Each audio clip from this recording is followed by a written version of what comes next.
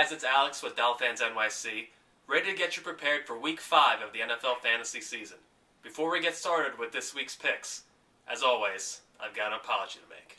I'm sorry, so sorry. Louis Murphy had one catch for 5 yards. Come on, man.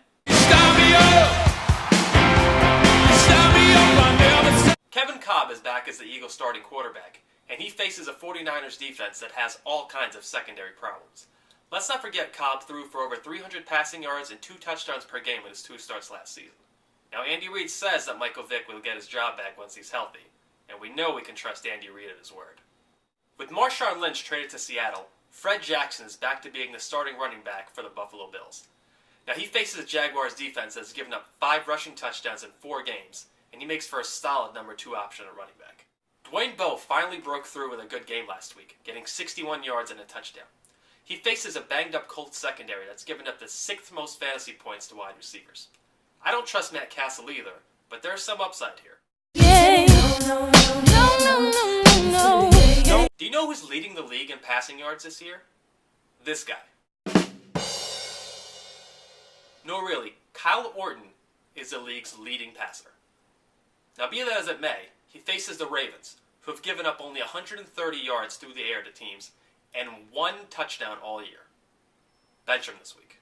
Now, I'm not saying you have to bench Ray Rice, but he scored single-digit fantasy points in 3 of his first 4 games, and he faces the Broncos, who have been the second-best team at stopping the run. With Willis McGahee drawing the start last week, it's hard to tell if Rice is fully healthy, so he's not an automatic start.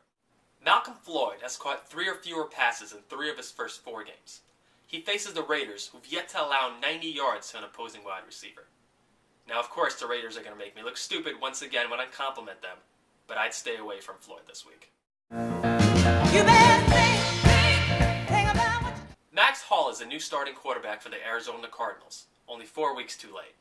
Now, he gets a decent test against the Saints this week, but he's someone you want to stash for the long haul. Cadillac Williams is all but done as the number 1 running back in Tampa Bay, leaving LeGarrette Blount to be the number 1 running back going forward. Now, he had 27 yards and a touchdown against the Steelers 2 weeks ago, and he could be in line for a monster second half. You've no doubt heard that Randy Moss has been traded to the Minnesota Vikings. That leaves Brandon Tate to start alongside Wes Welker in New England. Tate should be owned and started in just about every league, and in leagues that count punt return yards, he's especially valuable. That's it for this week, guys. It hasn't been the most pleasant 2 weeks for Dolphins fans, but we'll be back strong in 2 weeks after the bye. Remember to check out DolfansNYC.com for all the latest Dolphins news, and send us any questions at DolfansNYC@gmail.com. If you're in New York City, stop by 35th Street and 3rd Avenue at 3rd and Long. Until next week, go Dolphins! Are you ready?